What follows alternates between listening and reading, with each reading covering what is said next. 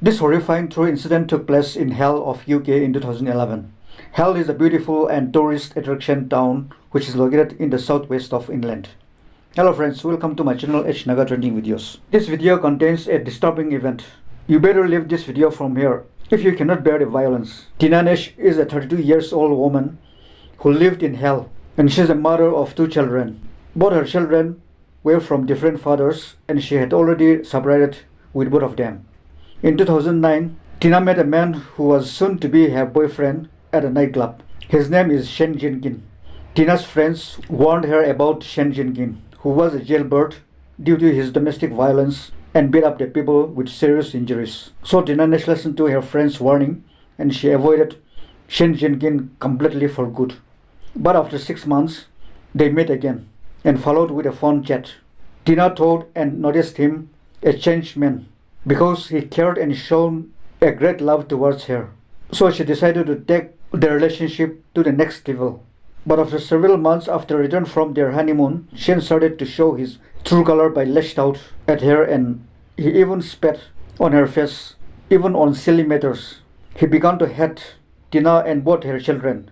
In one occasion, during the quarrel, he sat on top of her and tried to put his fingers inside her eye socket. But somehow Tina able to remove his hand from her face. Shane Jenkins beat her black and blue with multiple injuries. Afterwards, Tina made a police complaint and Shane was arrested by the police and sent him to jail.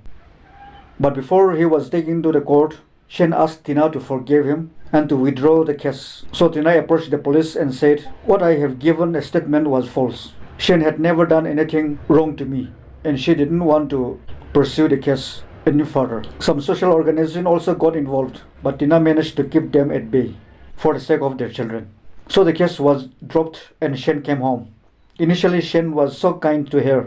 His behavior was like the very moment that they had met for the first time. For some time, they getting along very well. But on the 10th of April 2011 at around 10 p.m., Tina went to bed and tried to sleep. Soon Tina overheard Shane had a conversation with a neighbor by saying he have a sleeping pills with a prescription known as Valium and asked them if they wanted some. As soon as Tina heard the conversation, she ran downstairs and told Shane not to give sleeping pills to the neighbor because they would be in trouble once again if social workers came to know about it. But Shane became very angry at Tina and started to shout at her and told her to go away from him. So without a word, Tina straight away went to bed. After some time, Shane also came to the room and they started to quarrel again. And at that very moment, Shane sat over the top of Tina and started to beat and knocked Tina unconscious.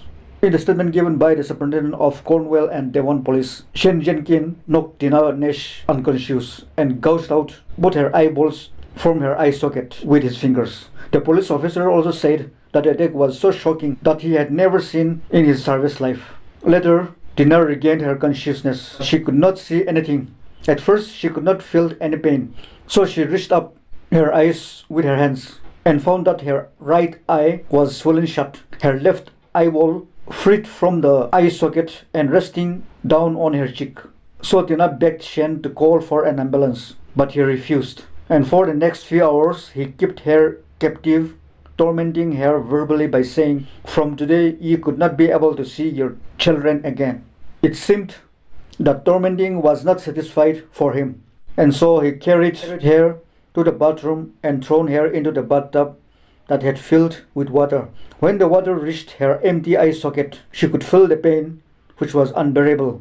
Tina was convinced that she was about to be drowned. It was after 7 a.m. the next morning, more than 8 hours after the attack started, around the time when her 2 children woke up. After that, Shane allowed Tina's son, who was then just 13 years old, to run to his grandmother's house nearby and raised for help.